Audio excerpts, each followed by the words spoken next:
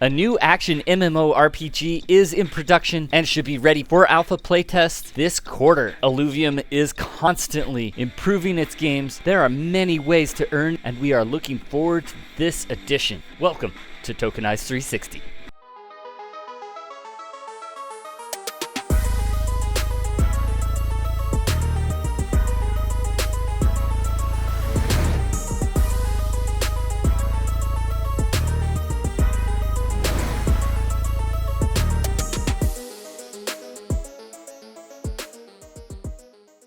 I have been looking forward to making this video for a while now. It is long past due, and at the same time, perfect timing because of the news of the MMO. In this video, we are taking a look at Illuvium, what it is, the look and feel of the game, how the economy works and how to earn, as well as how to play the game and tactics for best earning results. Illuvium is a sci-fi fantasy creature capture game net and marketplace. It's built on the Immutable X Layer 2, soon to be on the IMX ZK EVM. It's a set of games with stunning visuals, deep lore, grand marketplace, has great depth of features as far as sorting through the different NFTs and items that you can purchase. Multiple games that share these assets. Players playing one game can help out players playing another game by selling them the items they mine from it. The gameplay is thrilling, the team and community are dedicated, and they have a good runway to keep building. Going down a little bit more specific into these games, you have Illuvium Zero, which is a city builder. You can get creature blueprints for skins and extract fuel to sell into the game to get a certain percentage of the revenue when other players purchase it for exploring the world in the other games. You have the Arena Auto Battler, which is the primary combat system in the game, where you have a certain amount of energy to place Illuvials on the battlefield, hopefully countering your opponent in various ways. The Overworld is an exploration and creature capture game where you mine resources and hunt Illuvials to capture. Get the Illuvials' energy down enough by shooting at it, and you can trigger a battle in an arena board to capture the Illuvial. There are a few gamified mechanics like the Illuvatars, they call it Illuvium Beyond, and a couple other games that are incomplete at this point. And of course, the MMO Action RPG Lite, which is coming out soon and will replace the Overworld once it's out. This game will have deep story, be narrative driven. The world will be teeming with more creatures, content, NPCs, actual action RPG combat, both ranged and melee. They don't want it super hardcore ranged, but they do want you to actually have to aim to hit your target, which I think is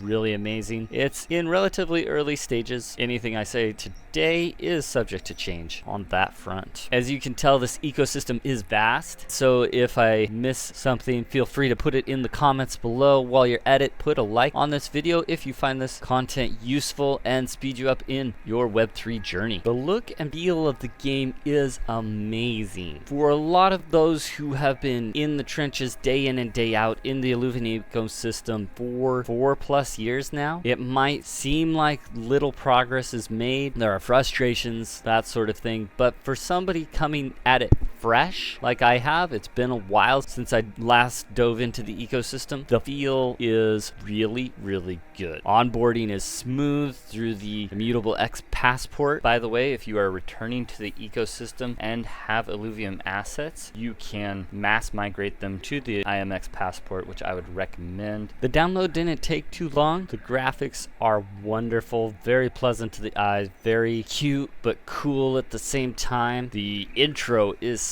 stellar. Gave a sense that you're in the story. A lot of mystique, a lot of interesting characters. The robots, the Illuvials all have personality. You feel like your part to play in the storyline is important, and you're excited to get out into that universe and start capturing these Illuvials. The Overworld, like I said, has gotten a lot of guff over the last few years, but I really had a good time going around catching these Illuvials, working on completing sets and all that. I know if you put hundreds of hours into it, it would get stale, and that is why they want to make the change to an MMO RPG with more replayability. I think one thing that they could just improve the overworld right away would be to have a randomly generated map every time you go in. That would improve the replayability a lot. Fresh things to look at. I did play it with a child. Nothing dies in it. It's very child friendly, but at the same time adult friendly in that you don't feel like you're being shielded from the unfortunate things that happen, but at the same time children are. You should have seen the look on his face when we caught our first Illuvial, and an even better look when his favorite Illuvial that he saw, we caught a holo of it. He was over the moon. This game has massive potential for mass adoption if it can muster up a marketing campaign for normal players once it's released. Mobile would help on that front as well, but that's not a this year thing and possibly not even a next year thing. A little further out on that. The arena is very frustrating to learn, but my 5th game into it, I had the most fun I've had playing a game in a long time. I was able to keep pace with some of the best. I did come in 5th, but I was able to hang in there and I was making good moves, making good progress. Even though I didn't know all the ins and outs of which Illuvials are better than others, I was able to come up with my own strategies and manage my economy well enough to have way more wins than losses over 20-25 rounds that I was able to stay in. Just an absolute pleasure. I really enjoy the graphics and the variety of different Illuvials, their powers, how they interact, team compositions, different strategies. Illuvium Beyond, I just bought some Illuvatars for what I thought was cheap like 2 years ago when I was delving into Illuvium Zero and the Illuvium ecosystem. They've probably gotten a lot cheaper since then, but I still like them, so it was a good purchase for me. I enjoy these Illuvatars. It really has that want to catch them all vibe that is so important. Like, I want to catch them all. I want to complete these collections. The marketplace does a great job of this. You have a buy now and buy more right in your Illuvidex that you could go there, which leads to other players wanting to buy them off, players that have mined them out of the game. The economy. There are free ways to earn in the ecosystem, but we are starting with Illuvium Zero. In order to participate in the economy of Illuvium Zero, you have to purchase a land plot. Right now, land plots go for $30 or $40 for a basic tier 1 land plot. Tier 2 go for about twice that. Tier 3 go for about 9 times that. And tier 4 go for quite a bit more. It all has to do with how many resources each tier has on it and the multiplier you get from mining those resources. Tier 1 has no multiplier, which means it feels like you're going backwards constantly in that you never really have enough resources to do what you want to do. You have to be very careful in planning your city, what buildings to put where in order to maximize your output. Tier 2 feels about normal. It has 3 times as many resources, both in-game materials and the fuel you can later export. Both are needed to build buildings in the game, but the fuel is what you export for a profit. Tier 2 feels balanced. It feels like you're not really running out of resources, just so long as you're not being terribly inefficient. You can feel like you're kind of keeping pace. Tier 3 and above is very much an abundance. You have to really try to be inefficient on a tier 3 or above. You basically just make sure you're building your resource buildings first. You hardly need any converters unless your particular plot is completely lacking some of the resources. Roads around things to lower the build and production time. If you're going to scan for Illuvials, you want an area of your city that's not got a lot of buildings there because it's scanning kind of the wildlife. If I was maximizing fuel, tier 4 is definitely the play, producing a good amount of fuel. Tier 3 is fine. Tier 2 is all right, and tier 1 is kind of the nosebleed section. Yes, you can make a few cents per week, maybe 50 cents at this point, but it's going to be a lot of work to get it there at the same time, so your ROI is going to be about 1.5 years most likely at current game demand. I do expect game demand to go up in the future, hoping for it. Tier 1 land plots could be quite lucrative in the future, but for now tier 2 is definitely a lot less annoying and tier 3 is living in abundance. You can always try out Illuvium Zero tier 3 land plot for free. You will not be able to export anything from from it. You won't be able to get any blueprints, but you can test out the gameplay and see if it's your cup of tea. It is available on mobile. It's the only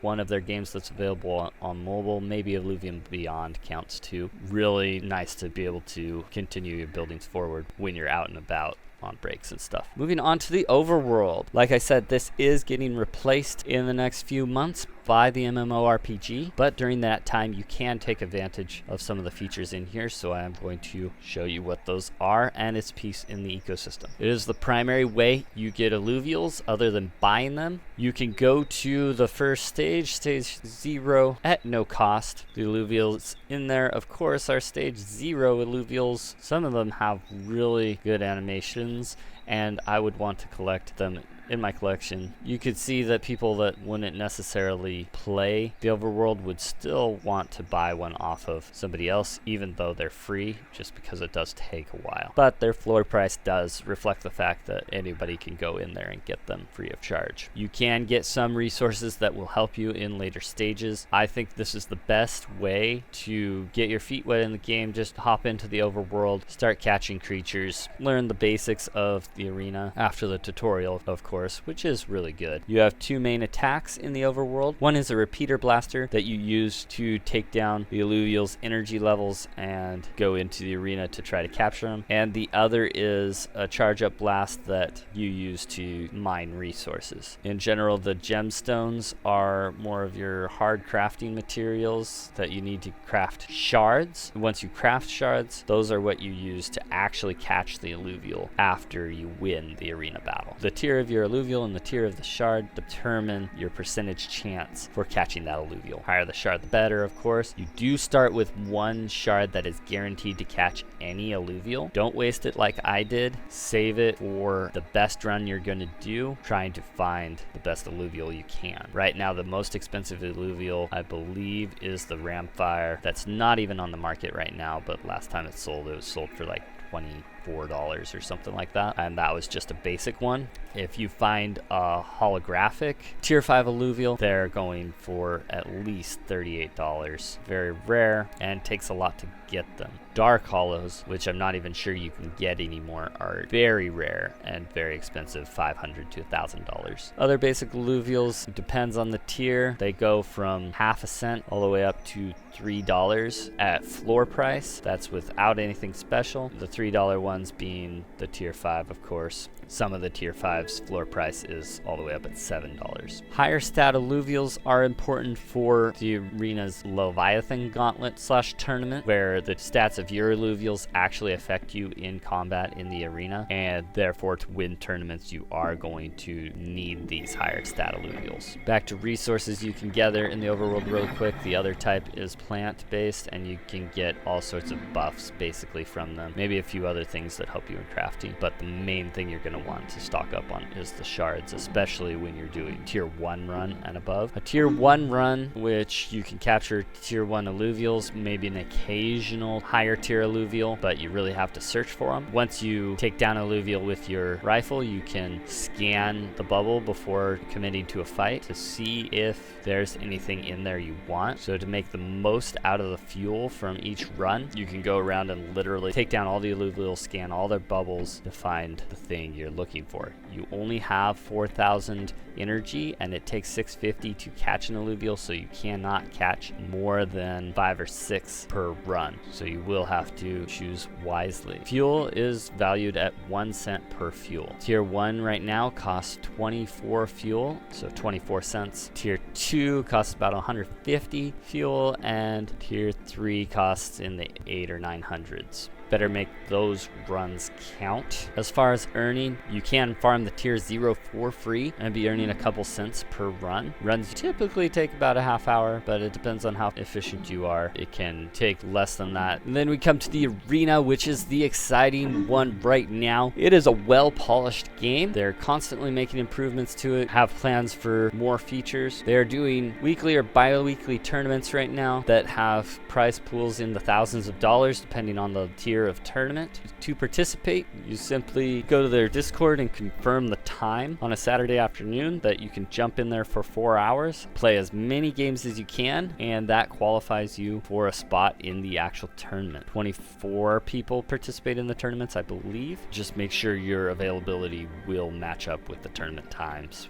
In order to qualify at this point, you're going to have to get good at the game, so you're going to have to spend the time in Gauntlet figuring out your play style and what works best for you. I will give you some tips to speed you along your journey. Going to the MMO Action RPG Lite. It will be the creature capture and resource gathering portion of the game. The skill progression at this point, you start in the center of your chosen synergy with a core power, and as you level up, you get better abilities opened up around that you can pick and choose from. Go really hard on one skill or do a bunch of different skills for variety or flexibility. Different affinities will have different skill trees, of course, and different subclasses. Of the games right now, Illuvium Beyond, of course, is basically just buying and selling Illuvatars. To earn in it, you'd have to be a good NFT trader. Illuvium Zero will eventually make you ROI if you're diligent in farming your land, and the game survives, of course. The Overworld, you can make money at, but it's a roll of the dice. Once you build up your in-game team enough to tackle any other Illuvials you come across, you're gonna hop in, queue up your map right away, and check out each Illuvial on that map. If the one you're looking for is not there, don't want to waste the fuel, so you're gonna go around to each Illuvial, taking them down, checking out what's actually in the team there that you're gonna fight, and seeing what all there is capturable. It'll be kind of grayed out if they're not capturable, and even then you might not find an Illuvial worth the travel cost. It's a roll of the dice whether you're actually going to make a profit on each run. If your goal is just to complete the Illuvidex plus some that you store away for if prices increase, and basically having fun and don't mind spending some money, I think it is a good game. On that note, scarcity of Illuvials, there are about 2 million right now, mostly probably lower tiers. Another reason the higher tier ones are worth more is because they're more scarce. Those Illuvials out of a set of 175, I believe. You won't be able to catch that set anymore once they release the next set, which is slated to release alongside the MMO, which I think is a good choice. I don't think they should release it sooner, as you might get some people more interested again to go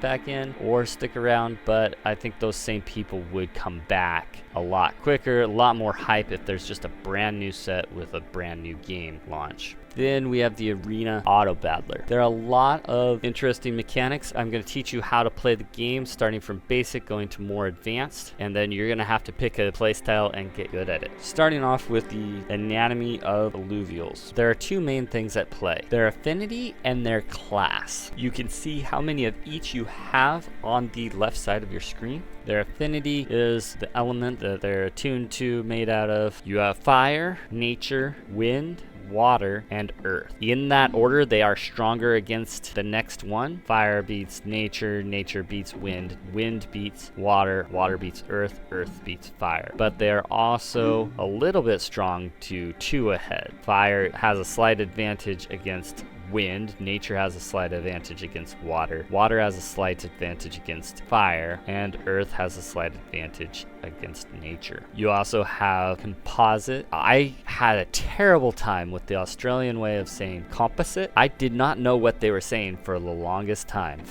But once I did, now I get it. There are composite affinities that help. So you could have like water, earth, which would be mud. They would have advantages against more, and also a unique bonus. The bonuses of each basic affinity: if you have enough Illuvials with the fire synergy on the board, you get a damage bonus. If you have enough nature on the board, you get health regen bonuses. Air, you get 2 different bonuses. One is a dodge chance, and the other is a suppression of the other player's Illuvial's Omega ability cooldown. So it's going to take your enemy a longer time to use their superpowers. Water, it's your Omega regeneration, so your Illuvials are all going to use their powers quicker. And earth is basically health and resistance bonus for your Illuvials. You can tell how some are more offensive and some are more defensive. Fire and water, offensive. Nature, earth, and air pair are more defensive, and it totally depends on your playstyle what you're going to want. Class are separated into 4 basic types. Bulwark are your tanks,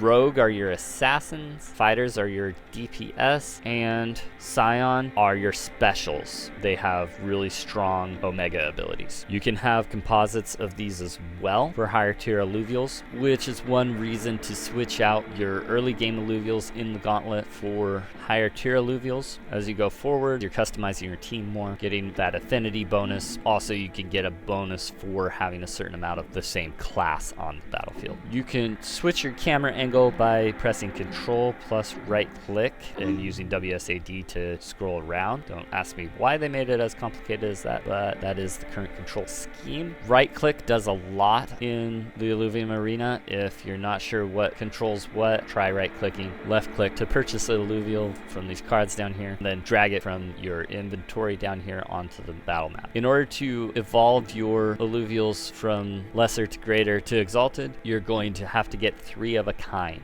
3 basic equals 1 mid-range, 3 mid-range equals 1 fully evolved. Now, the complicated part of it is you share a pool of Illuvials you can buy with the rest of the players in the game. Basically, only one person is going to be able to fully evolve any particular Illuvial. You can scout out other people's maps to see which ones they have and go for something else if they have too many of a particular Illuvial. The time to do that is probably while your Illuvials are fighting. As tempting as it is to watch the battle play out, you want to do that sometimes just to make sure your strategies are working, but you want to use that time wisely to figure out what you need your next moves. When you first start the game, most of the Illuvials down in your purchase panel are free, so you may as well get all of them. It depends on what sort of player you are, but early game, it's probably a good idea to save a lot of credits, because every 10 credits you get plus 1 credit per turn, and if you're going for 25 rounds, you can see how the more credits you have, the stronger your economy is going to be later, up to 70, so up to plus 7 credits per turn. Those actually come in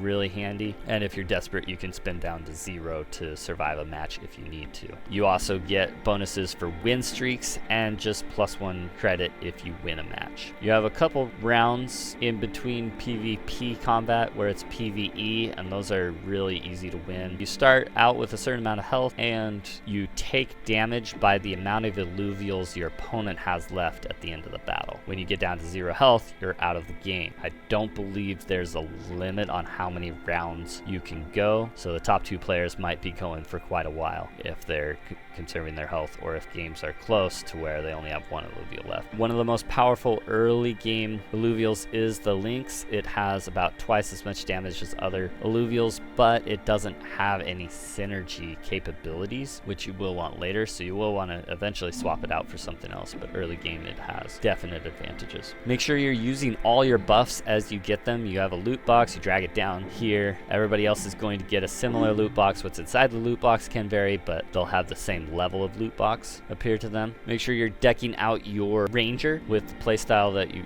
want. Basically, your weapon chooses what class you are, so if you need an extra tank or an extra rogue, I kind of like rogue on them as they make a really powerful attack unit for that purpose, but it completely depends on your playstyle. There's defensive teams that you're holed up in a corner with 1 or 2 damage and a lot of healers and tanks. There are other playstyles where basically you have all rogues that are just taking out their most damaging units and then slugging it out with the rest. Those are probably the 2 extremes. There's a more traditional battle lineup where you have a couple tanks and then ranged in healers behind it, fighter or 2 and back to take on other rogues. I'm sure there are a few other strategies as well. Give yourself a few games of Gauntlet to get used to the game and see if you actually like it. I would recommend 5 or 6. My 5th round was definitely the most fun. I felt like I had successes sometimes, failures other times, but I felt actually decently competent, and it was so much fun. I felt like I added some nuance in. I haven't quite gotten to the point where I'm really looking at synergies and those sorts of things, but I'm almost there. Getting the timing of when to do what is important. Working on just those basics and then scaling out to more and more advanced tactics. If you're decently good at this sort of game and you like it, you can be a good fighter within a few days and go for those epic rewards. Of course, there is an advantage to players that have been playing a while, but at the same time, they might be stuck in their ways on some things, not up to the current meta, especially as the devs are constantly changing some of the dynamics of different Illuvials to freshen up the game meta. Overall, it was a pleasure to dive into these games and bring you this content. Thank you so much for watching. Don't forget to check out our Tokenized 360 Discord for more opportunities like this and a